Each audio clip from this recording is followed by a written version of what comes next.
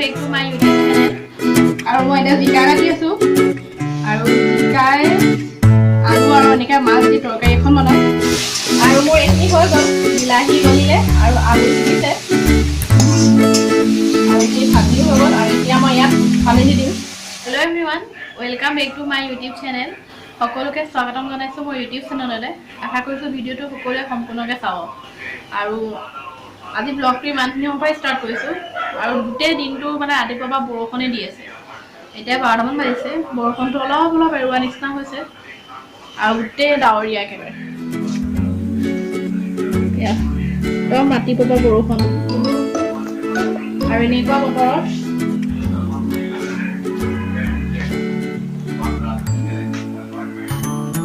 আৰু আমাৰ আজি ফুলবোৰ বাহিৰত উলিয়াই দিছোঁ এইকেইটা।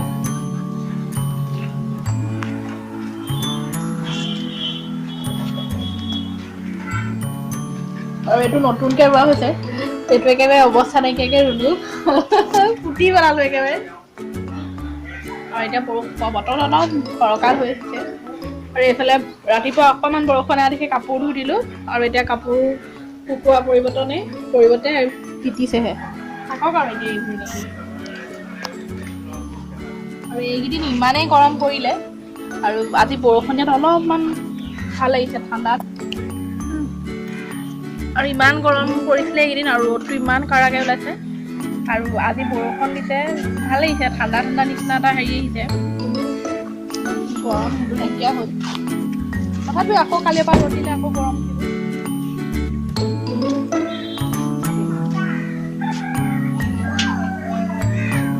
আৰু ইয়াত লকডাউনটো খুলিছে 12টা কেইটা বজালৈকে আছে, 1টা বজালৈকে হয় নাই, 3টা বজালৈকে খুলি দিছে। 3টা বজাৰ পৰাহে আকৌ কাৰ্বি আছে। ঠিক আছে তেন্তে আজি দিনটো কি কৰি যাওঁ আপোনালোকক অলপ দেখাই যাওঁ।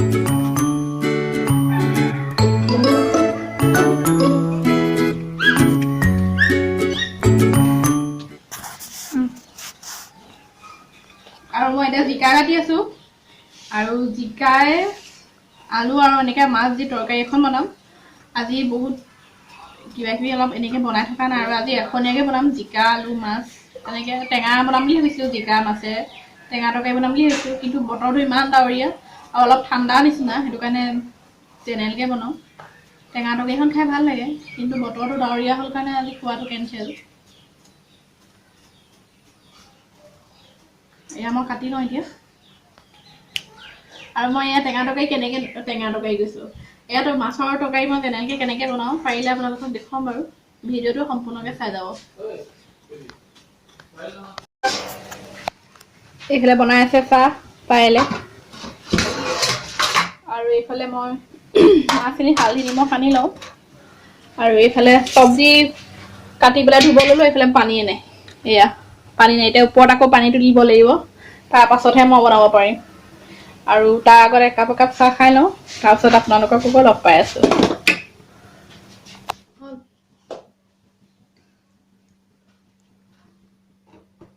আৰু চাহ তাহ খাই আজৰি হ'লোঁ আৰু এতিয়া বনাবলৈ আহিছোঁ। আৰু এয়া মাছ নিমখ হালধি এনেকৈ সানি ল'লোঁ আৰু এতিয়া মই ফ্ৰাই কৰি লওঁ।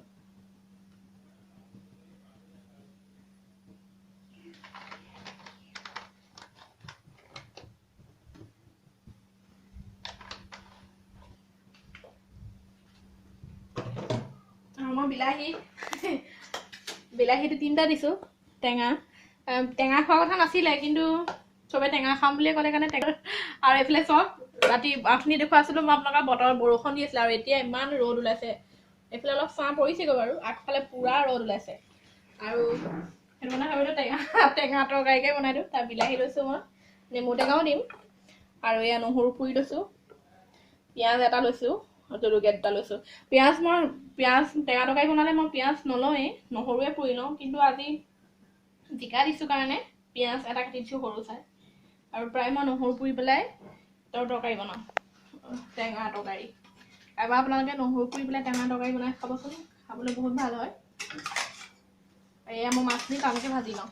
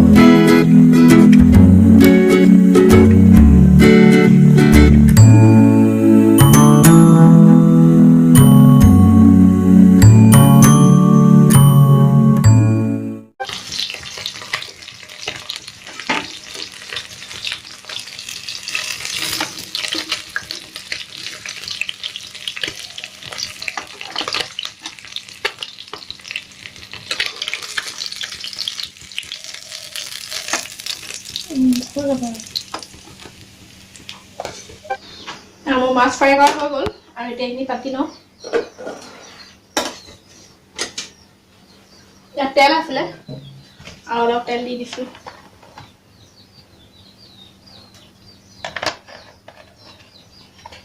এইটো তেল ভৰাব লাগিব তেল দি গ'ল আৰু এইখিনি গৰম হৈ লওক তেল দি এইটোকে দেখো আৰু এই তেল গৰম হ'ল মই এতিয়া পিঁয়াজখন দি দিছোঁ অকণমান দিছোঁ বেছি নাই দিয়া এইখিনি অলপ ভাজি লৈছোঁ অলপ জলকীয়া দুটা দি দিওঁ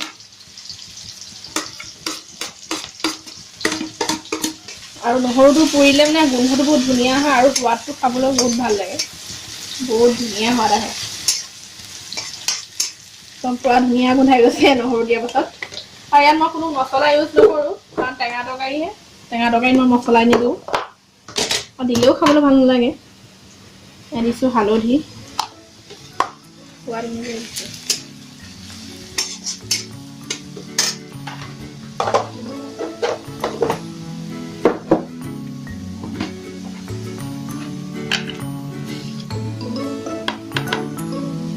নিমখ দিছোঁ সোৱাদ অনুযায়ী নিমখ দিছোঁ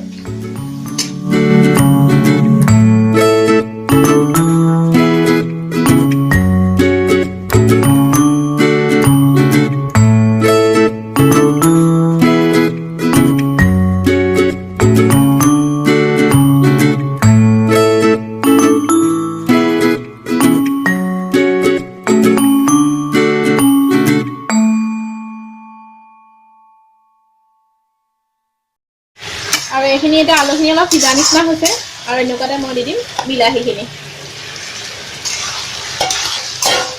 এতিয়া বিলাহীখিনি দি এনেকৈ মজাই থাকিম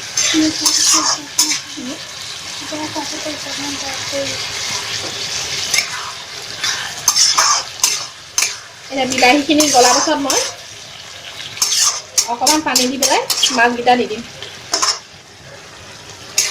আৰু বিলাহীখিনি গলিব লাগিব ভালকৈ তেতিয়ালৈকে মই ঢাকন মাৰি দিম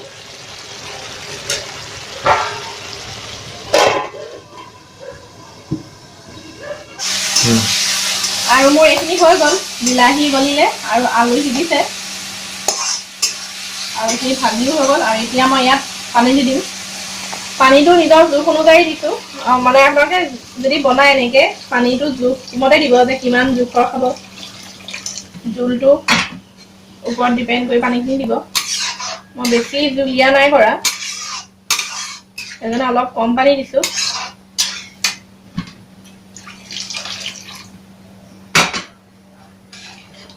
বেছি পানী দিলে পানীয়া পানী হৈ যায় খাবলৈও ভাল নালাগিব অলপ ডাঠকৈ ৰাখিছোঁ সেইটো কাৰণে আৰু তাৰ পাছত মই এয়া মাছ দি দিম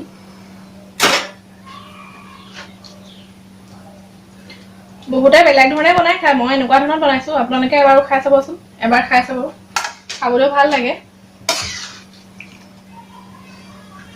আৰু বিশেষকৈ নহৰুটো পুৰি পেলাই এনেকৈ তৰকাৰী দিলে তৰকাৰী চেণ্টটো ভাল আহে আৰু এতিয়া একদম পুৰা ধুনীয়া গোন্ধাই আছে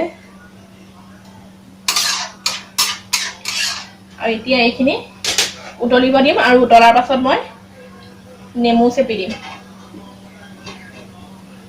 এতিয়া এইখিনি উতল অহালৈকে থাকক ঢাকি থৈছোঁ আৰু মোৰ ইয়াত টেঙা তৰকাৰী হৈ গ'ল আৰু এয়া উতলিছে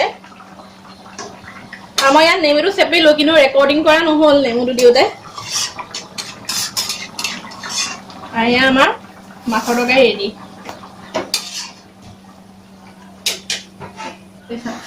আৰু এইটো ফুলৰ টাব বনাইছে এইটো ঘৰতে বনোৱা আৰু এইটো বনাইছে হাজবেণ্ডে চিমেণ্ট দি বনাইছে আৰু ইয়াত ৰং কৰিবলৈ আছে ৰং কৰিলে এইটো দেখিবলৈ ধুনীয়া হ'ব এতিয়া বনাইছে এইটো কালি বনালে আৰু খুব ধুনীয়া লাগিছে এইটো ঘৰৰ ভিতৰত থ'ব পাৰি এনেকৈ ডাইনিং চাইনিঙত এনেকৈ ফুল দি পেলাই সজাব পাৰি এতিয়া ফিনিচিং হোৱা নাই এতিয়ালৈকে আৰু এইটো শুকাবলৈ আছে অলপ হেৰি হৈ আছে কোমল হৈ আছে আৰু এইটো ৰ'দত শুকুৱাব লাগিব আৰু শুকুৱাৰ পাছত ইয়াত ফুল দিব পৰা যাব এইফালে ফুটা কৰি থৈছে ভিতৰটো এইটো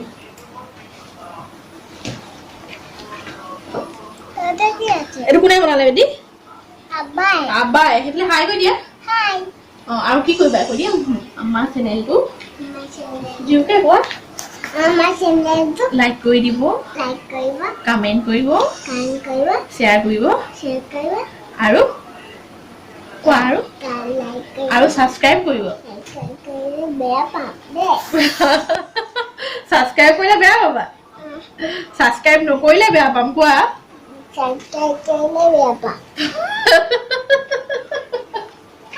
ছাবস্ক্ৰাইব কৰিলে ভালে হ'ব লাগে তুই কবা বেটি এজনী আৰ্লি একদম কোচত হি ললেহি ভিডিঅ'টো যেতিয়া কৰিব লওঁ তাই সদায় এইখিনি সময়তে আমনি কৰে এইফালে হাই কৈ দিয়া তুমি মাম খাবা নেকি মাম খাবা কাৰ্টুন চাই খাবা মাম ঠিক আছে তেন্তে আজিলৈ ভিডিঅ'টো মই ইমানতে সামৰিছো তাইক বেটিক কি কৰিছা বেটি আৰু মই ভাতকেইটা খুৱাই লওঁ আৰু মই ডেইলি ব্লগ দিবলৈ চেষ্টা কৰি আছো কিন্তু ব্লগ তেনেকৈ দিব পৰা নাই কাৰণ মোৰ সময়ো নিমিলে আৰু ক'ৰবাত যোৱা মেলা ব্লগো দিব পৰা নাই কাৰণ লকডাউনটো এতিয়া খুলিছে 3 দিনমানৰ পৰা আৰু তেনেকৈ যদি যোৱা হয় মই আপোনালোকক ব্লগ কৰি দেখুৱাম আৰু যিসকল লোকে নতুনকৈ মোৰ চেনেলটো চাই আছে প্লিজ তেওঁলোকে চেনেলটো ছাবস্ক্ৰাইব কৰি থৈ যাব আৰু কাষত থকা বেল বাটনটো প্ৰেছ কৰি অল কৰি দিব পুনৰ আকৌ আহি আছোঁ নতুন এটা ব্লগৰ সৈতে আজিলৈ বাই বাই